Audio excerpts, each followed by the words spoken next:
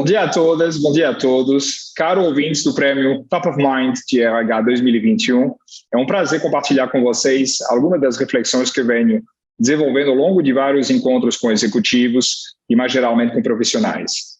O tema que eu resolvi trazer para vocês hoje é revisitando a guerra por talentos e espero que seja útil e que vocês gostem desse tema.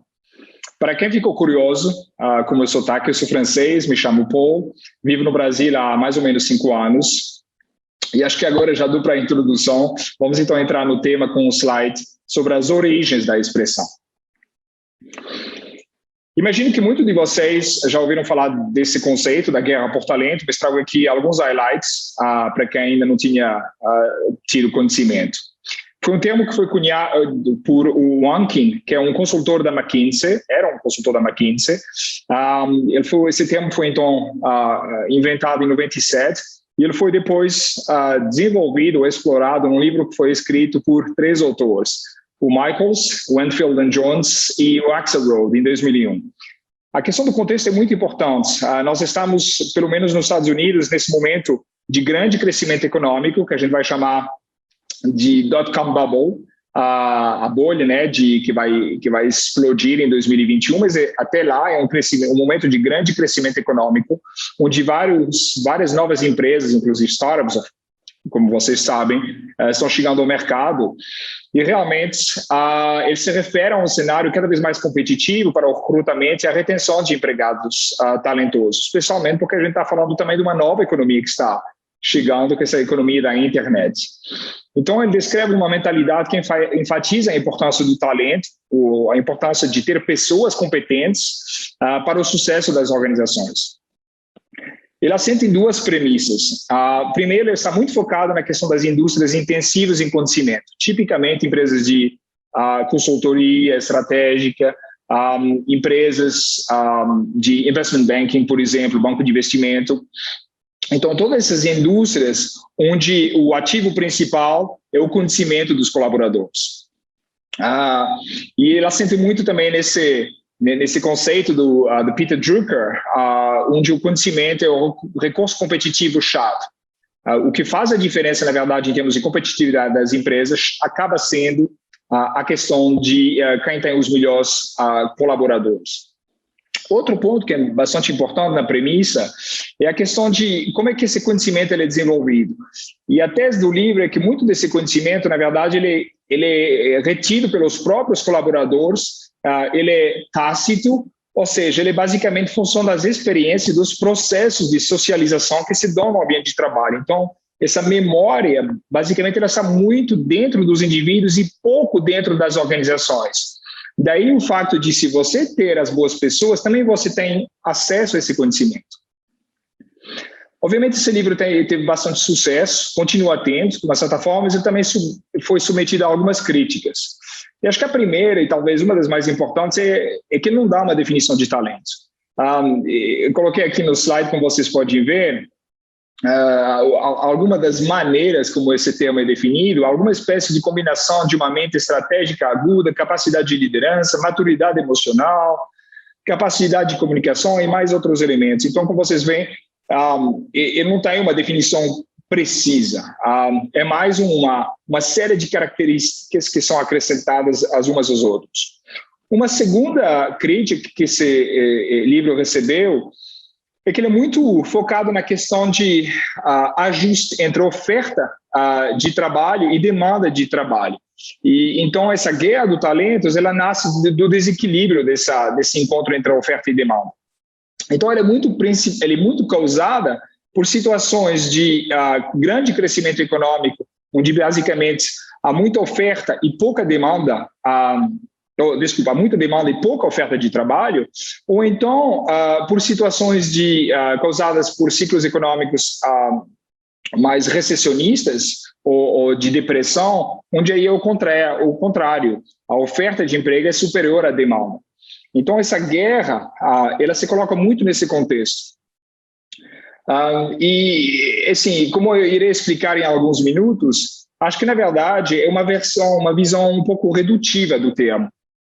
Dos desafios, na verdade, que estão atualmente ao lado ou por dentro desse conceito de talento. Eu acho que há fatores que são mais fundamentais, na verdade, que estão hoje em dia afetando o conceito de talento.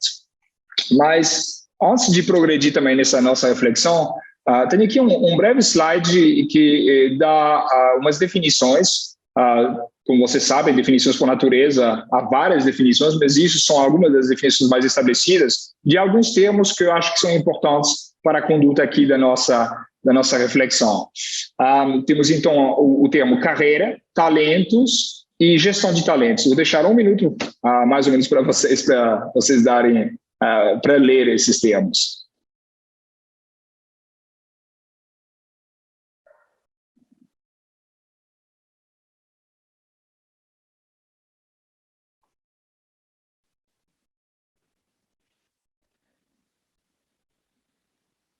Ok, imagino que já toda a gente já conseguiu ler. Vamos passar, então, para o próximo slide. Ok, existe uma guerra, então, de talentos, né? Mas, na prática, quem são esses talentos e por que são importantes? Mais uma vez, como eu defini naquele livro, a gente não tem realmente as respostas a essas perguntas. E acho que uma das pessoas que conseguiu, na prática, dar as respostas mais efetivas a essas perguntas foi o Jim Collins, no seu livro From Good to Great, que certamente muitos de vocês já leram também. Ele foi traduzido, inclusive, aqui também para o Brasil. Acho que no estudo de Jim Collins, na verdade, o que o Jim Collins faz é que ele analisa empresas, o desempenho econômico de empresas que tiveram sucesso, e ele tenta entender quais são as diferenças, na verdade, entre essas empresas que tiveram, essas grandes organizações que tiveram sucesso e aquelas que não conseguiram sustentar o sucesso durante um período de tempo longo. E tem 5 princípios que estão muito virados para a questão da liderança de maneira geral, mas um desses princípios em particular é esse famoso conceito de first who, then what, get the right people on the bus. E o que isso quer dizer, na verdade? Né? Acho que tem 2 componentes. A primeira é que é fundamental você ter as pessoas certas no ônibus, no caso aqui, uma analogia para a organização. E uma vez que você tem essas pessoas certas no ônibus, não é suficiente. Você tem que também assegurar que você tem essas pessoas certas nos assentos-chave, nas posições chaves, para poder realmente ter uma conduta dessa organização que seja a mais efetiva possível. Um elemento correlado a isso, né, é que quando você, na verdade, está nesse processo de definição estratégica, antes de pensar realmente no o que, você tem que se preocupar com o quem. Quem é que vai ajudar, quem é que vai apoiar, na verdade, a organização a poder atingir os seus objetivos, sejam quaisquer os objetivos. Então, na verdade, eu acho que isso é um conceito bastante importante que tem acompanhado muito de vocês, tenho certeza, nas vossas reflexões e na conduta das organizações, mas eu acho que ele está nesse momento, essa abordagem ela tem sido colocada à prova em 2 dimensões. A primeira é que eu acho que hoje em dia, e vocês também são testemunhas disso, as mudanças ambientais, organizacionais e individuais alteram a forma como os indivíduos se desenvolvem. Especificamente à medida que eles fazem transição de carreiras, né, que anteriormente elas eram mais lineares, mais tradicionais, inclusive para muito de nós essas carreiras elas aconteciam dentro da mesma organização, para carreiras que não são lineares, que são descontínuas, que são mais dinâmicas, na verdade, onde há muito mais movimentações dentro dessas carreiras. Então, acho que isso é uma dessa primeira dificuldade, né? Como é que você coloca nessa frase do first who, then what, como é que você primeiro entende esses indivíduos que hoje em dia se tornaram muito mais difíceis de entender através da lógica, da sequência de carreiras. E o segundo é que, para além disso, mesmo a questão de ônibus, questão de organização, na verdade, ela também está sendo questionada. O trabalho está sendo desconectado dos empregos e empregos e trabalho estão sendo desconectados das empresas, que estão se tornando cada vez mais plataformas. Então, a gente tem essa emergência também de novas organizações, como sugere aqui o Thomas Friedman, que acabam tendo também um impacto nessa questão de, mas o que é realmente essa organização? Precisamos de ter todas as pessoas nas organizações? Então, no restante da apresentação, eu vou me apoiar sobre um framework que eu desenvolvi para explorar com maior consistência a questão do talento e a sua gestão. Eu vou ter principalmente 3 partes. A primeira, onde eu vou aprofundar essa questão das mudanças, o que está acontecendo hoje em dia e que tem impacto nessa questão do talento e na questão da gestão do talento. Assim, depois terei mais 2 outras partes que eu irei explicar. Então, acho que aqui o meu primeiro intuito é de identificar 3 principais mudanças. A primeira é uma mudança da tecnologia. A segunda grande mudança é a questão da demografia. E a terceira mudança que eu quero aqui exemplificar é a questão de relações empregado-empregador. E das tensões em torno de personalização, flexibilidade, o papel da idade e das habilidades dentro desse conceito. Eu vou dar aqui alguns exemplos para me apoiar sobre isso. Primeiro, sobre a questão da tecnologia, faço aqui referência a um livro que muitos de vocês também já conhecem, também da Quarta Revolução Industrial. E o que está por trás? Nos últimos anos, acadêmicos, profissionais, políticos, público em geral, tem alimentado discussões ríspidas na questão do futuro do trabalho. O objetivo basicamente dessas conversas é levar em conta novos desenvolvimentos tecnológicos, como inteligência artificial, aprendizado de máquina, a digitalização, que estão contribuindo para que o autor, aqui no caso Klaus Schwab, que é o fundador do World Economic Forum, que é a Quarta Revolução Industrial. O que está por trás é que as tarefas que podem ser realizadas pelo aprendizado, pelo uso dessa tecnologia, são muito mais abrangentes, essas mudanças, elas são muito mais fortes do que nas gerações anteriores, do que as revoluções anteriores tornaram possível. E o escopo, na verdade, expandido, muda a maneira como a gente percebe, como é que a gente qualifica a questão do trabalho. E como é que os colaboradores têm que efetuar o trabalho, quais são essas tarefas, quais são as competências mais procuradas, Inclusive, se a gente pegar um estudo da McKinsey, que certamente vocês também ouviram falar, onde diz que, basicamente, uma porção muito significativa das tarefas, dos trabalhos que existem hoje, eles vão desaparecerem. Eles vão ser substituídos, por muito deles, por justamente máquinas, eles vão ser automatizados, E nesse estudo eles se referem que isso pode, de uma certa forma, representar até 365 milhões de trabalhadores em todo o mundo que podem ser afetados pela tecnologia. Mas, para além da questão da tecnologia e da inovação tecnológica, de uma certa forma, esses movimentos, essas mudanças, elas são amplificadas também por tendências demográficas e mudanças sociopolíticas. A questão da imigração, a questão de, por exemplo, crescente participação da força de trabalho feminina, cada vez mais mulheres estão, ainda que insuficientemente, mas estão entrando no mercado de trabalho, envelhecimento da população, novas preferências geracionais. Nos slides vocês podem ver uma pirâmide, que é a pirâmide etária brasileira de 2020. E só para ter um elemento de comparação, o número de brasileiros idosos de 60 anos a mais era de 2,6 milhões em 1950, quase 5% da população ativa. Em 2020, esse número passou para 30 milhões, 14% do total. E ele deve alcançar 72,4 milhões em 2100, 40% da população. Então, a gente vai passar de perto de 5% a projeções de 40% no final em 2100. Então, vocês veem, e isso a gente vê isso também nas nossas organizações, no nosso dia a dia, a importância dessas mudanças demográficas, como elas afetam, obviamente, ou elas irão afetar ainda mais o trabalho, a maneira como esse trabalho é realizado. E acho que, para além disso, nós estamos constantemente reinventando também novas dinâmicas nas relações organizações colaboradores. Isso é um artigo, no slide vocês podem ver a capa de um artigo que eu publiquei no ano passado, na Harvard Business Review.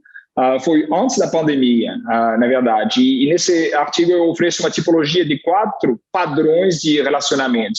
Cada um desses padrões ele tem um nome. O primeiro é Job for Life, Job for Now, The Alliance and the Future of Work. Em cada uma dessas dimensões, na verdade, eu também sugiro algumas implicações para carreiras, talento e gestão de talentos. E, por fim, temos uma mudança, que é a pandemia. Acho que ficava difícil não falar disso. Na minha convicção,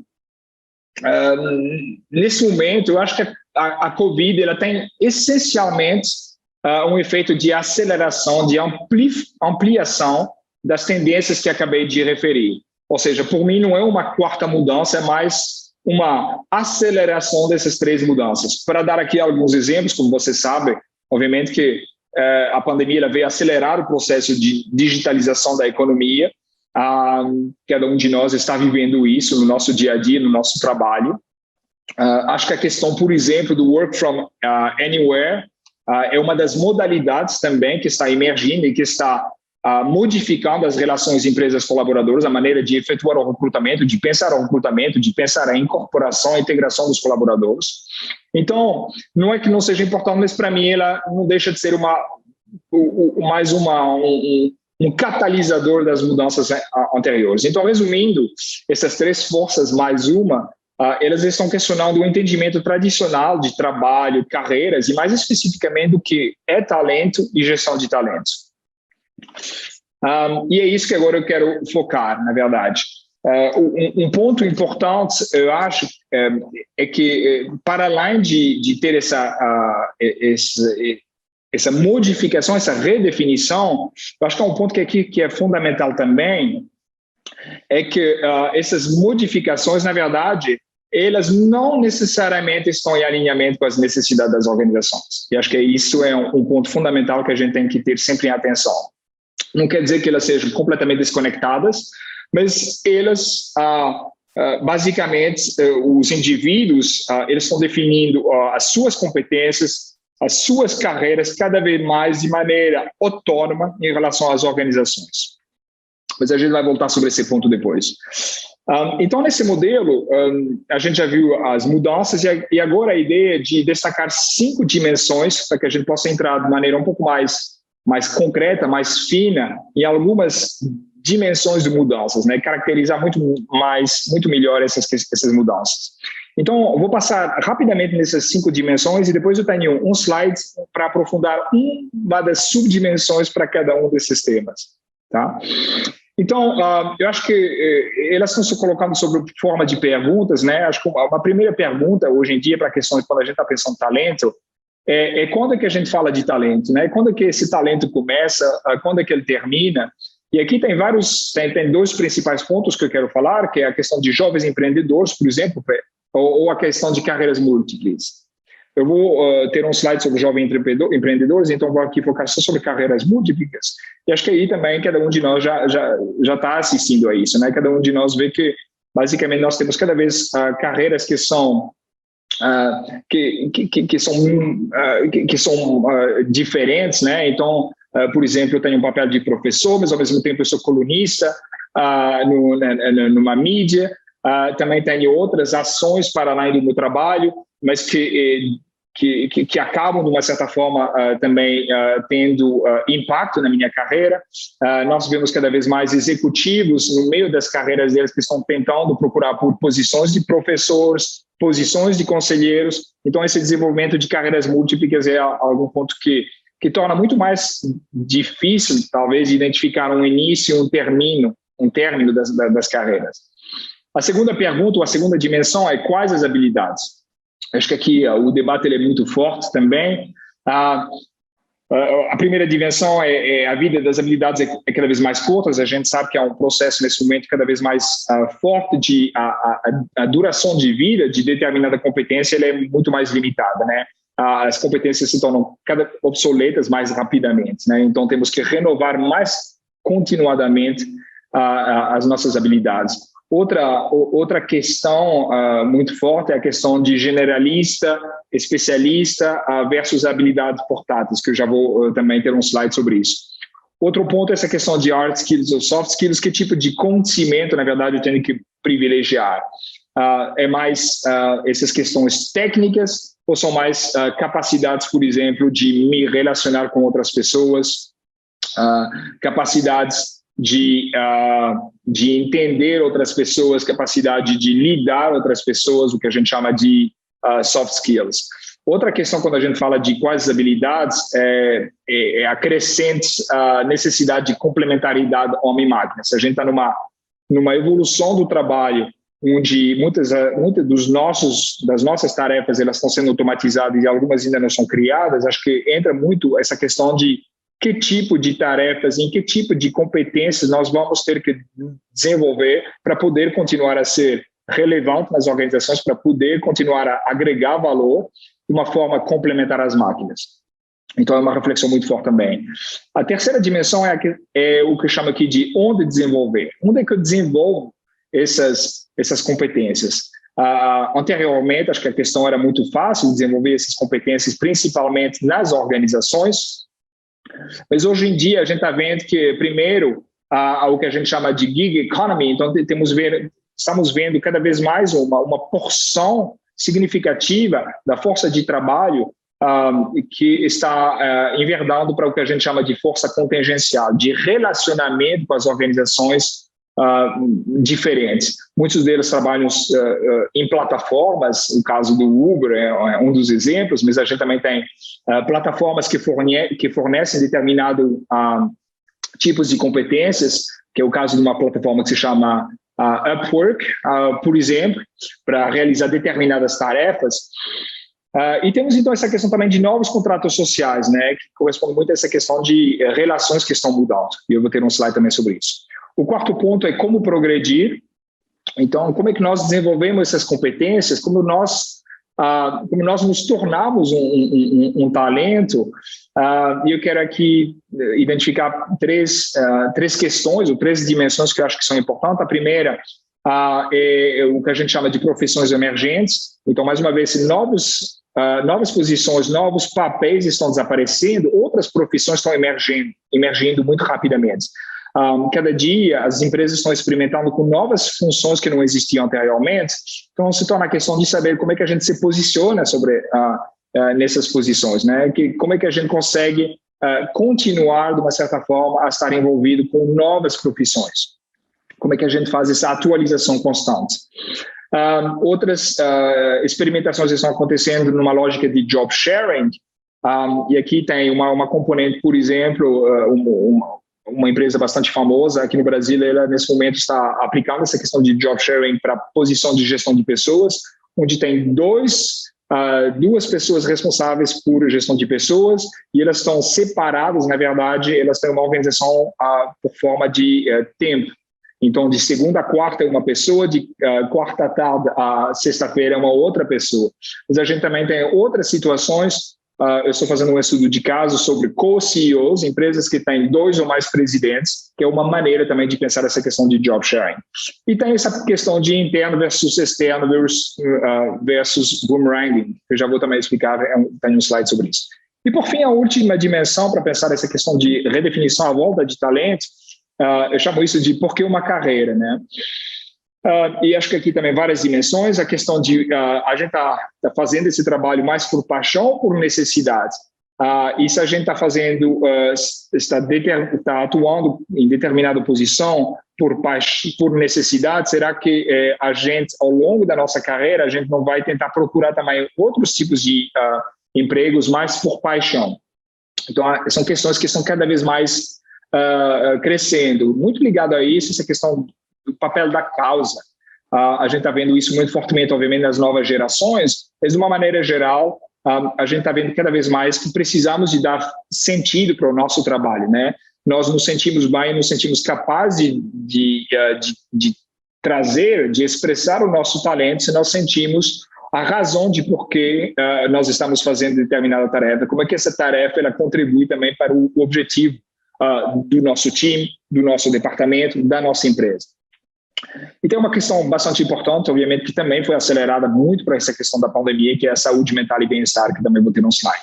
Então, deixa aqui entrar aqui rapidamente, mais uma vez, nessas dimensões, mas explicitando, dando aqui um exemplo muito concreto. Então, nessa questão do quando, eu estava falando dos jovens empreendedores.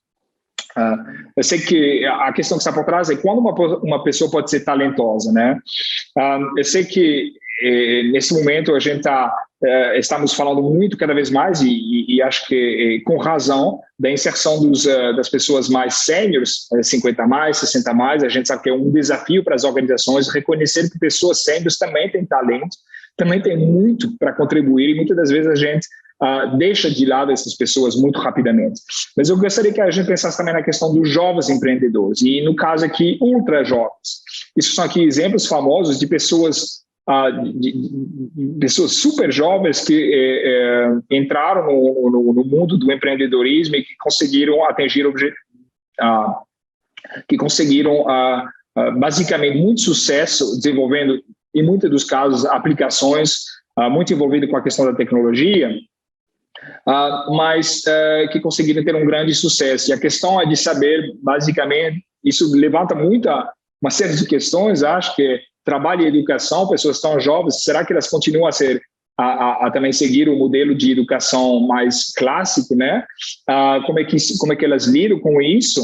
A questão também de fuga de talento para as organizações, ou seja, se a gente tem um número cada vez maior de pessoas, basicamente, que a primeira experiência dele é uma experiência empreendedora, como as organizações elas conseguem atrair esse tipo de talentos, a gente imagina que possa ser difícil, na verdade, atrair essas pessoas dentro das organizações. A gente tem, na nossa lógica, as pessoas, os empreendedores, e tem esse estudo bastante famoso, né, que olha para a idade média das pessoas que tiveram sucesso no Vale do Silício, a gente vê que a idade média está à volta de 40 anos. Então, a gente tem um mundo completamente diferente que está acontecendo, onde a gente tem uma porção cada vez maior de jovens empreendedores.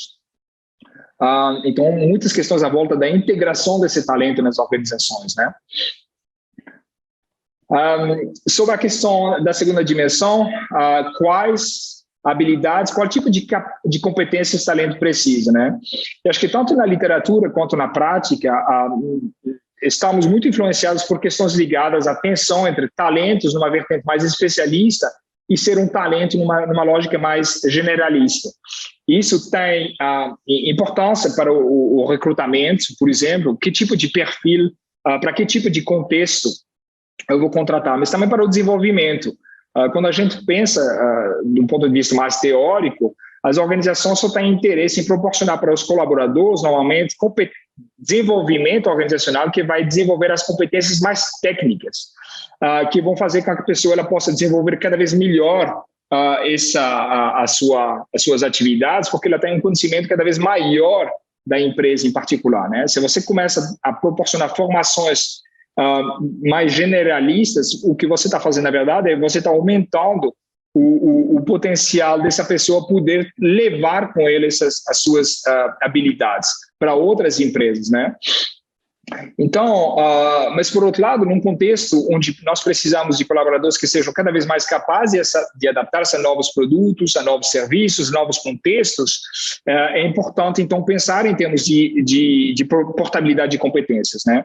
Então, acho que uma questão hoje em dia, mais do que a questão de especialista ou de generalista, que na verdade a gente precisa dos dois, acho que é muito importante a gente pensar em termos de que tipo de portabilidade tem essas competências. Vamos dar aqui um exemplo concreto. A gente sabe que, por exemplo, no mundo da consultoria, é muito mais fácil pensar numa movimentação de uma pessoa que trabalha numa empresa muito estruturada, pouco estruturada, na verdade, para uma empresa mais estruturada, do que fazer o contrário. Pessoas que normalmente são movimentadas de empresas que têm muitos processos, que são, em geral, líderes de mercado e que vêm para estruturas mais emergentes, elas têm muito mais dificuldades em se adaptar a esse contexto. E isso é uma pena, porque muitas das vezes você justamente gostaria de poder trazer essa competência para ajudar você a alavancar a estrutura que você tem. Mas a gente sabe que, na verdade, muitas das vezes essas movimentações são mais difíceis. Então, essa questão de portabilidade de competências, elas são muito importantes. Quando a gente pensa na questão do onde, eu estava referindo nessa questão de novos contratos sociais e onde que esse talento vai se desenvolver, né? E tem um livro bastante interessante, que é um livro de 2015, que foi co-escrito pelo Reid Hoffman, foi o cofundador do LinkedIn, e o ponto a explorar é a questão dos novos contratos sociais, com os quais as empresas estão experimentando, como é que elas estão pensando as relações, na verdade, entre organização e colaborador.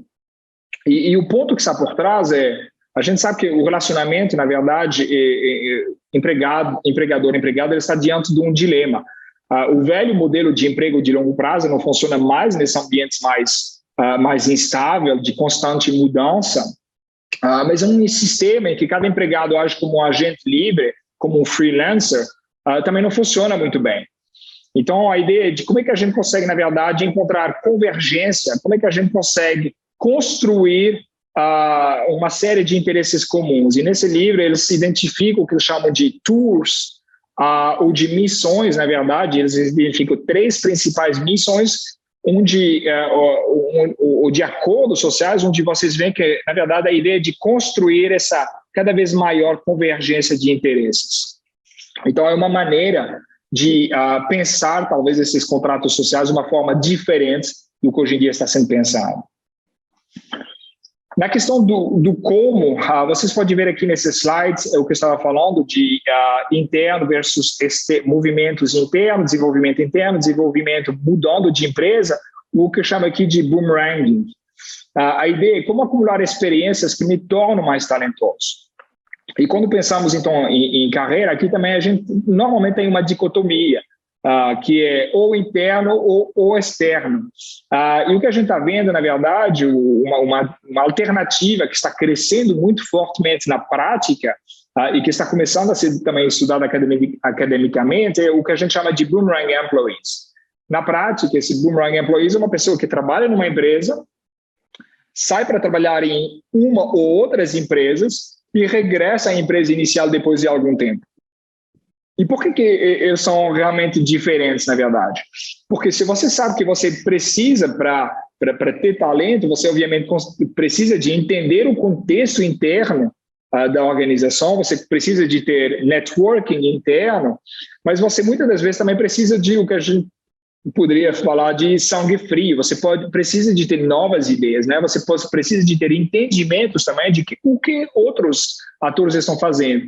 E é difícil combinar os dois, mas a gente, com essa trajetória, com essa sequência de boomerang employees, a gente se encontra numa situação onde potencialmente podemos combinar os dois de uma maneira muito diferente do que só pegar uma pessoa de fora ou só pegar uma pessoa de dentro. E o que vocês estão vendo aqui é que, mais uma vez, cada vez mais empresas estão experimentando isso. No início foi em indústrias muito específicas, nomeadamente de consultoria, setor farmacêutico. Então, dessa questão do conhecimento, ele é muito importante, mas hoje em dia está se desenvolvendo muito forte. Em um país como o Brasil, onde a rotatividade dos funcionários ele é muito forte, esse fenômeno também está acontecendo muito. Tem aqui um exemplo que não só é um boomerang employee, mas ele seria um subcaso, inclusive, porque essa pessoa não só ela regressou à empresa inicial, que é a TIM, entre 2016 e 2019, depois de estar de ter sido funcionário entre 2000 e 2013, mas ela se tornou CEO dessa empresa, ela se tornou presidente dessa empresa. Então é um subcaso, é um caso ainda mais específico, mas que pode ser também super interessante. E ao lado vocês veem só um resumo de um artigo, justamente eu estou trabalhando sobre esse conceito de boomerang employees, mas eu estou vendo mais o lado individual. Então, não as razões pelas quais as organizações poderiam querer ou não contratar de volta, mas como é que você, como indivíduo, pode utilizar isso como uma estratégia ao seu favor. Uma estratégia para ganhar mais dinheiro e uma estratégia para crescer mais rapidamente, ganhar mais responsabilidades. É isso que eu estudo nesse artigo. Então, mais uma vez, uma questão de como é que eu posso acelerar o desenvolvimento de meu talento através de estratégias como o que eu chamo aqui de boomerang. E, finalmente, na última dimensão, a dimensão do porquê, aqui a ideia é para dar o seu melhor, para expressar o seu talento, você só pode fazer se você se sente bem, obviamente, na empresa, né? Se você se sente com saúde mental. E a gente sabe que, infelizmente, o Brasil é um dos piores países, em regra geral, atrás do Japão. O Japão é um país que, inclusive, tem um nome específico para essa questão de burnout, que é tão presente na cultura, no mercado de trabalho deles, que chama Keiroshi. Então, isso, de fato, não é um dos desafios muito importantes do Brasil. E a gente quis dentro do Centro de Liderança, que eu sou diretor, a gente fez estudos recentemente para tentar entender como é que essa questão da saúde mental foi impactada pela pandemia. E o que esse estudo mostra, na verdade, aqui tem um slide onde identifica como é que a pandemia contribuiu para prejudicar a sua saúde mental, e a gente tem uma segregação por gênero, a gente tem uma segregação também por gerações. E o que vocês podem ver é que as mulheres, uma porção muito maior das mulheres e das gerações mais jovens se declararam como mais prejudicada em termos de saúde mental do que os homens e do que os baby boomers, gerações mais sêniores, na verdade. Então, a gente tem um movimento onde a saúde mental ela foi mais afetada durante essa pandemia. Ela tocou também categorias de pessoas de maneiras diferentes, mas acho que o que foi também importante nessa pesquisa, na verdade, é que a gente sabe que muitas das vezes, obviamente, burnout, depressão, eles são muito ligados a causas relacionadas com o trabalho, então, maior volume de trabalho, maior cobrança do gestor, dos líderes. Mas o que a gente viu nessa pesquisa é que tem uma série de causas também que não tem a ver com o trabalho e que estão impactando a saúde mental nessa situação específica.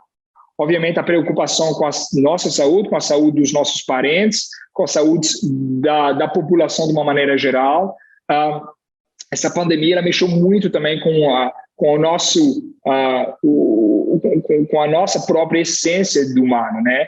E isso está causando, na verdade, também muitos impactos em termos de saúde mental, não necessariamente aumentando o nível de burnout, mas desenvolvendo, na verdade, outro tipo de efeitos. E o que a gente viu nessa pesquisa é que mais de 70% das pessoas se declararam com angústia ou com crise de pânico. Então, níveis muito superiores aos níveis que a gente mediu, por exemplo, em 2019. Então, a gente está vendo aqui também que, basicamente, diferentes dimensões de saúde mental que estão sendo impactadas nesse momento. E ao lado tem um artigo que eu escrevi na revista do MIT, onde eu também trato dessas questões. Então, se a gente for aqui retomar para o framework, a gente tem forças da mudança, a gente viu aqui também algumas dimensões para pensar como é que a questão do talento ela está sendo redefinida através dessas 5 dimensões, e obviamente isso tem implicações para a gestão de talento nas organizações. E agora, nos últimos minutos, é isso que eu gostaria rapidamente de tocar também, trazendo algumas direções para pensar a gestão do talento. E eu quero pensar primeiro na questão da relação ao recrutamento. Então, gestão de talento, mas na ótica do recrutamento. Eu trouxe aqui alguns exemplos que estão mostrando de práticas de empresas, na verdade, que estão trazendo aqui alguns pontos importantes. No caso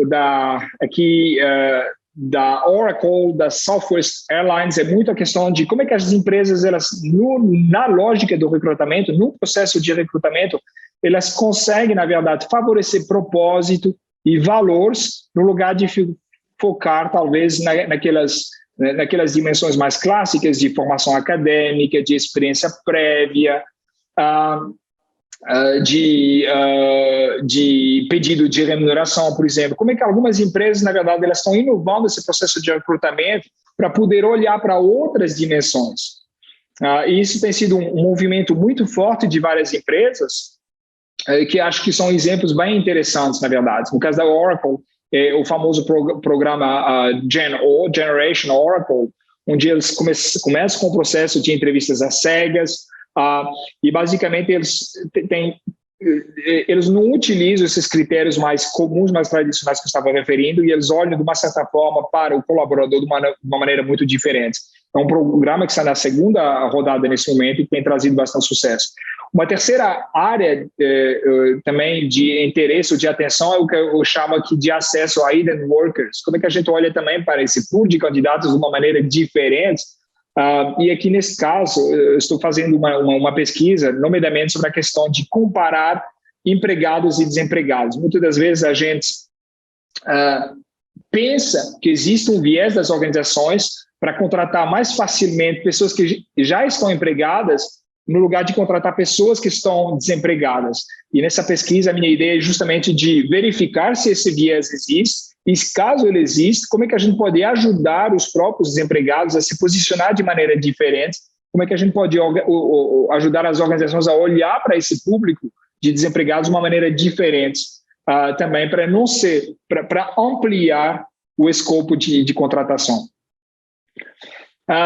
Uma outra direção para pensar a gestão de talento tem a ver com a questão de desenvolvimento pessoal.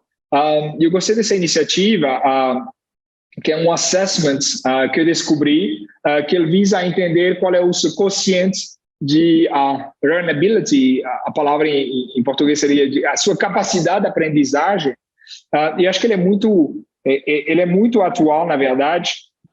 Ele é muito ligado a esse lifelong learning. Nós sabemos que hoje em dia essas competências, a duração de vida das competências ela é muito mais curta, são um movimento cada vez mais forte, na verdade, para adquirir novas competências. Nós vamos precisar de modificar a nossa capacidade de aprendizagem, nós vamos ter que ter mais apetência para aprender. Então, eu achei essa iniciativa bastante interessante, como é que a gente consegue, na verdade, não olhar para os conhecimentos da pessoa, mas mais olhar para essa capacidade de aprendizagem que a pessoa tem. E, por fim, acho que é uma última dimensão, não em relação ao desenvolvimento individual, pessoal, mas mais ao desenvolvimento organizacional, essa lógica que você certamente já tem ouvido falar muito de upskilling e reskilling. Estou trazendo aqui dois casos, vocês podem ver no slide, à esquerda, a Mica, que na verdade foi a IBM que desenvolveu e agora implementa um chatbot que se chama Mica, abreviação de My Career Advisor. Isso usa uma variedade de dados internos e externos em tempo real, incluindo dados do sistema de gestão de pessoas da IBM, dados de quadros de oportunidade internos, dados de mercado de trabalho externos. E essa ferramenta, na verdade, esse chatbox, ele está ali para conversar com os funcionários sobre o seu desenvolvimento de habilidades atual e futuro. Então, a ideia é entender, dado o mercado interno, dado o mercado externo, dadas as competências, o perfil desse colaborador, desse funcionário, como é que eu posso ajudar ele de maneira mais proativa a ter atenção nas competências que ele tem que se desenvolver. Outra iniciativa bastante conhecida também, essa iniciativa da empresa de telecomunicações AT&T, que investiu e continua a investir mais de $1 bilhão de dólares para desenvolver um conjunto de programas de treinamento para empregos digitais de maior valor. Então, obviamente, o setor de telecomunicação ele também está sofrendo uma atualização muito forte, e a ideia foi a questão foi, para desenvolver essas atividades, o que eu tenho que fazer? Eu tenho que procurar grande parte dessas competências, desse talento externamente, ou eu vou reutilizar as pessoas que eu tenho dentro da empresa? E, obviamente, a AT&T, em grande parte, optou por desenvolver, para fazer um upskilling e um reskilling dessas pessoas, e eles conseguiram preencher mais de 70% dos empregos abertos com pessoal interno que havia aprimorado as habilidades. Então, isso é um dos exemplos, talvez hoje em dia, o exemplo maior de upskilling e reskilling que está acontecendo e que tem trazido muitos benefícios para a empresa. Ok, estamos chegando aqui no final dessa reflexão. Gostaria só de relembrar alguns pontos importantes. O primeiro existem desafios e oportunidades com a questão de talentos e com a gestão de talentos que vão muito além dessa questão de oferta e demanda. Eu acho que, mais uma vez, como eu falei, a questão de ver se a gente tem um desequilíbrio entre oferta e demanda ela é muito simplista para pensar essa questão de como é que o talento está sendo redefinido. E é isso que eu tento explorar nesse modelo que eu desenvolvi, nesse framework que eu apresentei para vocês, explorando essas 5 dimensões para pensar com maior consistência alguns elementos que compõem reflexões sobre talento e gestão de talento. Acho que um ponto importante que eu, lá no início da nossa apresentação aqui eu mencionei, é que cada vez os indivíduos eles têm maior responsabilidade, maior intencionalidade na maneira como é que eles vão pensar, como que eles estão pensando, como nós estamos pensando o nosso desenvolvimento de competência. Acho que uma das grandes diferenças, que é também esse conceito de capacidade, uma consciência da aprendizagem, né, que é bastante importante, é como é que eu consigo, na verdade, ter uma visão muito clara das minhas competências, das competências que eu preciso, desse gap, dessa diferença, como é que eu vou fazer para desenvolver essas competências. Eu acho que isso me leva para o quarto e último ponto, que é a questão da educação executiva, que inclusive é o tema dessa categoria, né, e do futuro da educação executiva. Eu acho que a gente está caminhando cada vez mais para o que eu chamaria de um ecossistema educativo, formado por organizações, universidades, escolas ou equivalentes, o governo, obviamente, e indivíduos. E acho que esses 4 atores, mais do que nunca, eles vão ter que colaborar, eles vão ter que cooperar. O nosso desenvolvimento ele vai acontecer por determinados momentos em organizações, por outros determinados momentos em escolas, por outros determinados momentos é o governo que tem que entrar, que tem que estar nessa conversa, e obviamente nós temos também uma responsabilidade através da autoformação. Então, eu acho que cada vez mais, na verdade, nós vamos construir esse ecossistema educativo. E acho que isso nos leva, então, para a minha conclusão, que cada vez mais acho que a gente está evoluindo para uma lógica do futuro, onde a questão não é mais o just-in-case learning, basicamente adquirir uma série de competências, de conhecimentos, esperando que um dia eles vão poder ser mobilizados, e a gente está passando cada vez mais para o just-in-time learning. Qual é o tipo de conhecimento, o tipo de competência que eu preciso nesse exato momento. Então, acho que a lógica do futuro, dentro desse ecossistema educativo, é passar cada vez mais do just-in-case learning, ok? Conhecimentos que talvez eu vou poder mobilizar em algum momento para uma lógica de just-in-time learning. Quais são os conhecimentos que eu preciso para a atividade, a tarefa nesse momento? Deixo aqui o último slide, que é alguns elementos sobre as minhas responsabilidades, o meu histórico acadêmico e corporativo. Fique à vontade, por favor, de me contactar através do LinkedIn ou através da fundação. Será um prazer poder ajudar. E muito obrigado pela oportunidade mais uma vez. Boa tarde.